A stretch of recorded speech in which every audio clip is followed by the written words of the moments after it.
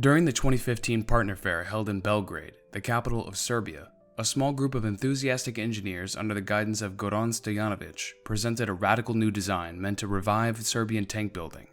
Featuring cutting-edge elements, the tank had an unmanned turret sporting the same gun as the Yugoslav M84 main battle tank, with a carousel autoloader fitted into the hull and new sights and fire control system.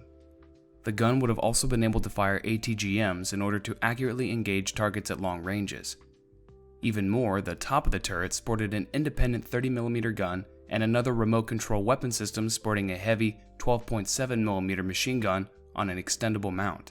The crew was all crammed in a heavily armored capsule at the front of the hull, right in front of the turret, increasing their survivability in case the tank got hit. The turret front was fitted with a large range of ERA blocks, while the front and sides of the hull had modular armor that could be fitted with different protection packages.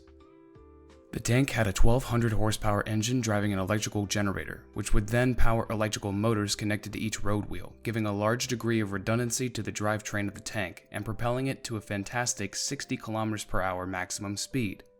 The hull was meant to be easily adaptable to other roles, including heavy IFV, engineering vehicle, armored recovery vehicle, logistics vehicle, and more, possibly reducing costs and increasing standardization across the envisioned armored fleet. With an estimated cost of $5 million per unit, the M20 UP1, as it was called, sounded too good to be true. And that's because it wasn't. Not a single word of this introduction was true. The M20 UP1 is a remarkable, completely fake design that fooled not only amateur enthusiasts but also professional journalists. Our story actually begins in February 2015 on a Serbian military forum, where a modeler posted a fictional design for a modern tank inspired by the Russian T-14 Armata and asked the other users for feedback and inspiration. The design slowly evolved, gaining an active protection system, a different 30mm autocannon, two types of turret ERA, rear turret stowage, extendable sights and remote machine gun, and a nice blingy camo by May of the same year. Until this point, the story was a regular one, not dissimilar from thousands of other what-if or alternative history designs that abound in military enthusiast circles. Even better, if you're wondering about why it is called the M20 UP1, that is because there was also an M20 UP2, a heavy IFV version very similar to the T-15 Armata, sporting two autocannons, 4 missile launchers, and a relatively cavernous internal space for the dismounts. Fortunately, this version didn't attract any attention and remained just a fun little render on an obscure forum. However, two things differentiated the M20 UP1 from most others. The first was the sheer talent of the modeler, who not only did a very good job with the design and texturing, but also created 3 amazing photorealistic montages, which are the ones you usually get to see when the M20 UP1 gets discussed. The modeler in question deserves our congratulations for his amazing work. The second one was the devilish proposal by one of the forum goers to submit the images along with a made-up story to a number of Serbian mass media organizations to test their gullibility. And it seems that that is exactly what was done. And the fake information seems to have been good enough to fool many journalists. Congratulations to you, also dear troll, and from the bottom of our hearts here at Tank Encyclopedia, thank you very much.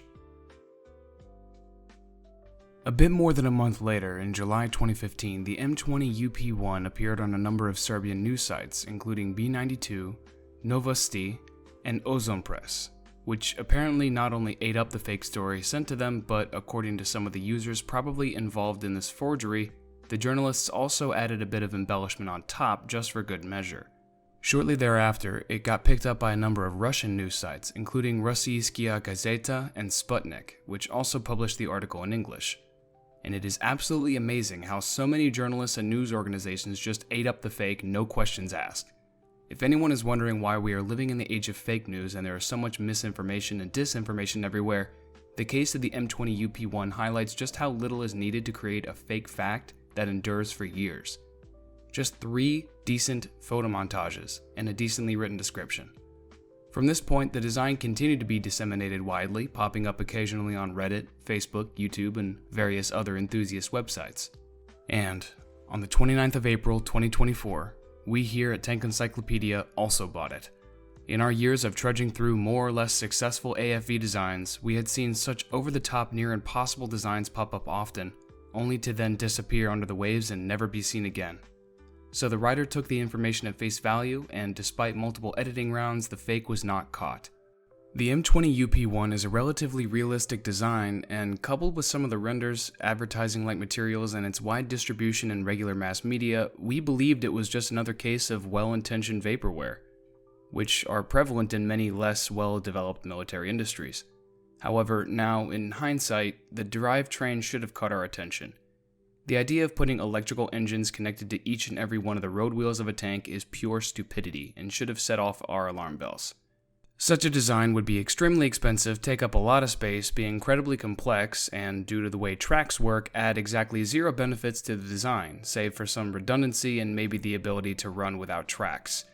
There were also some claims that this system allowed the vehicle to be very quiet, but that would have only been possible with the ICE engine turned off and with some very hefty, heavy, and expensive batteries propelling the vehicle for a very short time. Fortunately, after publishing the article with our trademark beautiful illustration, a kind reader pointed us in the right direction and we pulled everything and fixed it. Our apologies to everyone, we'll try to make sure this never happens again.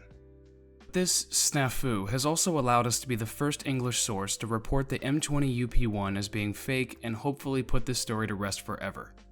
Thank you for watching this video, and if you want to help us catch more fakes and publish more amazing pieces about armored fighting vehicles that actually exist, head on over to our newly revamped Patreon page where you can get a sneak peek of what we're working on and get to vote on one of the articles we're writing every month.